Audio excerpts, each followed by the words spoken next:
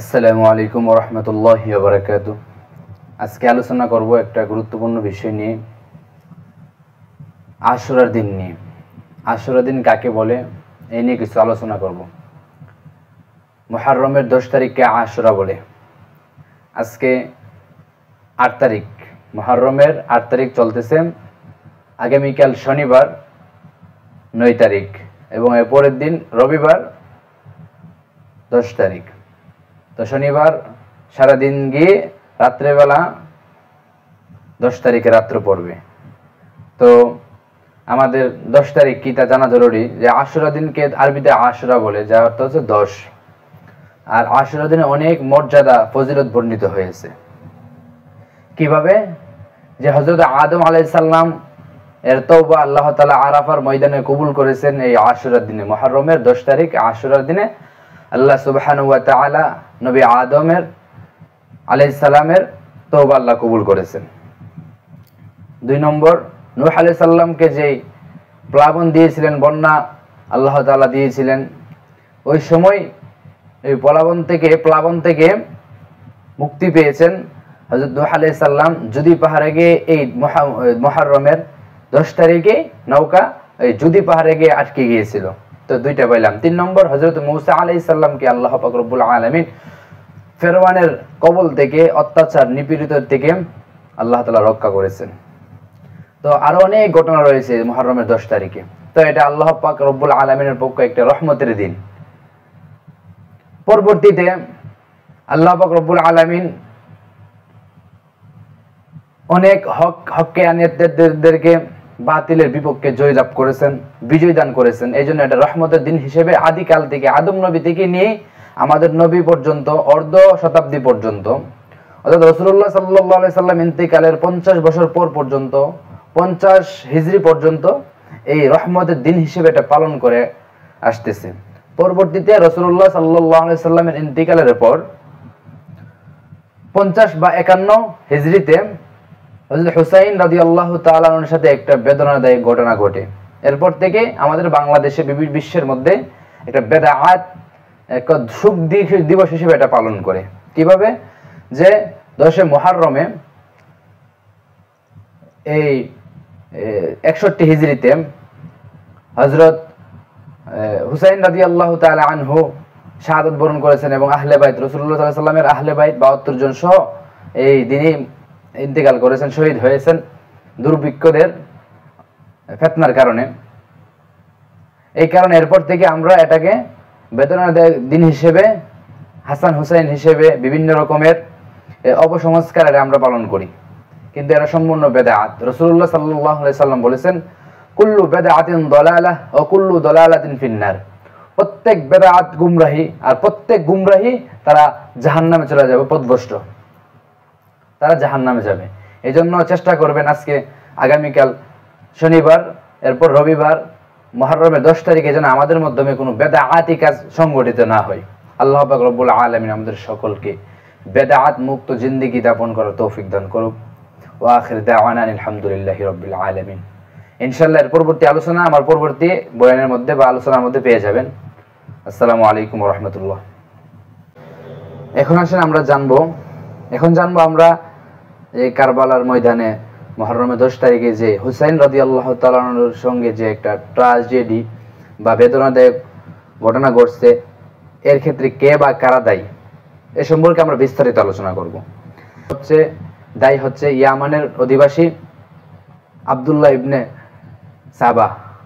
সে ইহুদির পণ্ডিত ছিল, কিন্তু সে মুসলমান সেজে মুসলমানদের মধ্যে সে ফিতনা সৃষ্টি করছে। এর সম্পূর্ণ দায়ী ইয়ামানের অধিবাসী আব্দুল্লাহ ইবনে সাবা এবং তার অনুসারীরা।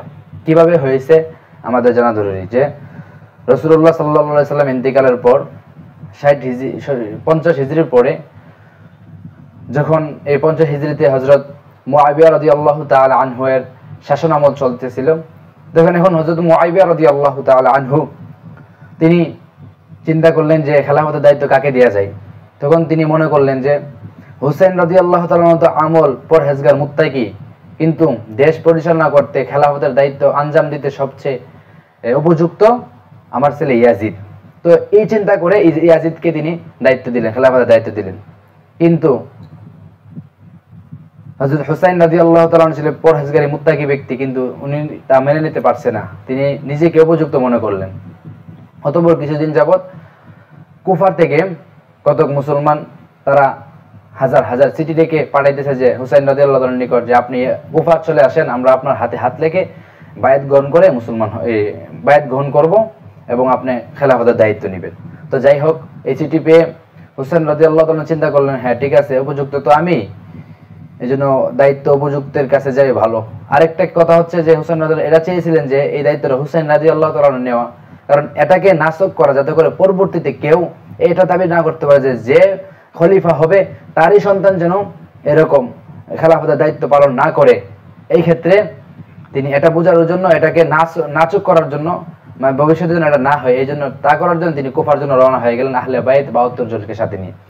তো তিনি রওনা হয়ে গেছে। রওনা হওয়ার পরে কুফার মক্কা চলে যাবে, মদিনা থেকে মক্কা চলে যাবে কুফায়।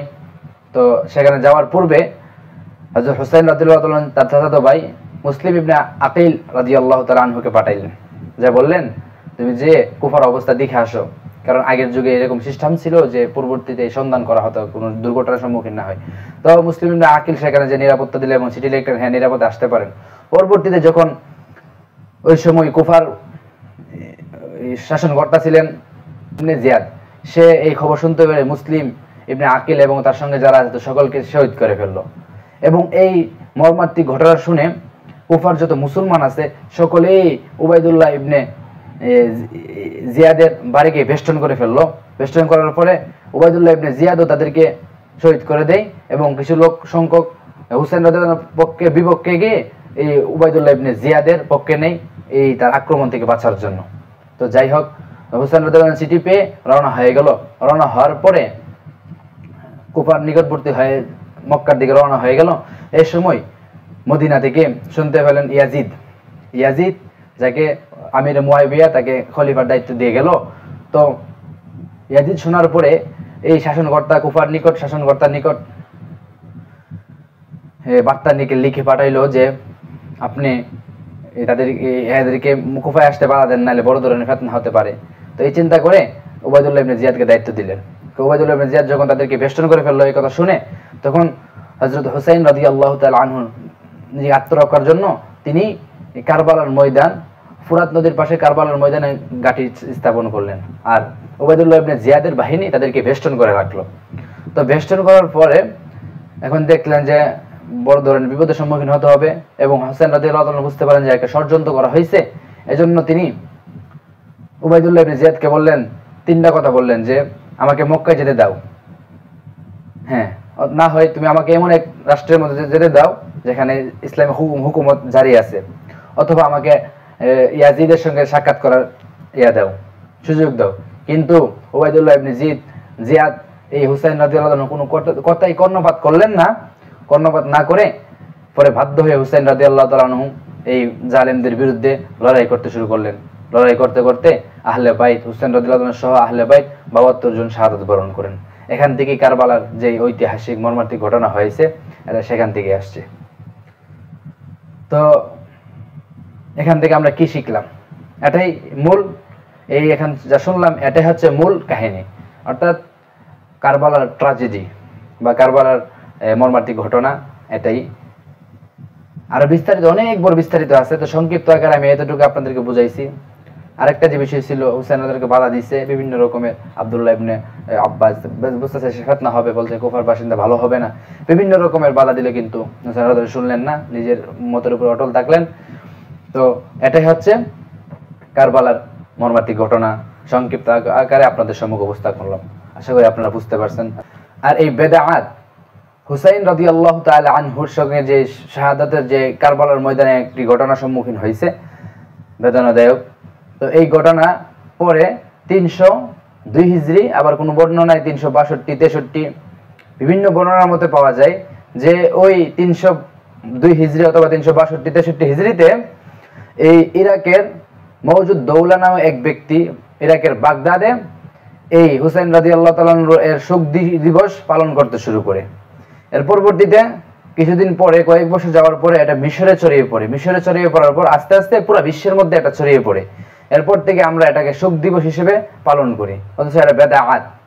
রাসূলুল্লাহ সাল্লাল্লাহু আলাইহি সাল্লাম কাল কিয়ামতের দিন যখন হাউজে কাউসারের পারে সকলকে পানি পান করাবে, আর আমি আপনি যখন এই হাউজের সম্মুখীন হব, তখন আল্লাহ সাল্লাল্লাহু আলাইহি সাল্লাম বলবেন সুহকান সুহকান মিন্নি, আমার থেকে দূর হয়ে যাও, দূর হয়ে যাও, কারণ আমি আসার পরে তোমরা দুনিয়ার মধ্যে এরকম বেদাত বিষয় জারি করেছে যারা দ্বীনের অন্তর্ভুক্ত না।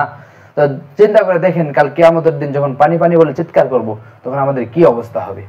আল্লাহ আমাদের সকলকে বোঝার তৌফিক দান করুক। এটা ছিল মানে বেদাতের আবিষ্কারকারী মওজুদ দৌলা নামে এক ব্যক্তি, ইরাকের বাগদাদে তা চালু করেছিল, তারপরে মিশরে ছড়িয়ে পড়ে, তারপরে পুরো বিশ্বের মধ্যে ছড়িয়ে পড়ে, যা আমরা বর্তমানে পালন করে আসতেছি। এজন্য সকলে চেষ্টা করেন বেদাত মুক্ত জিন্দেগি যাপন করার জন্য।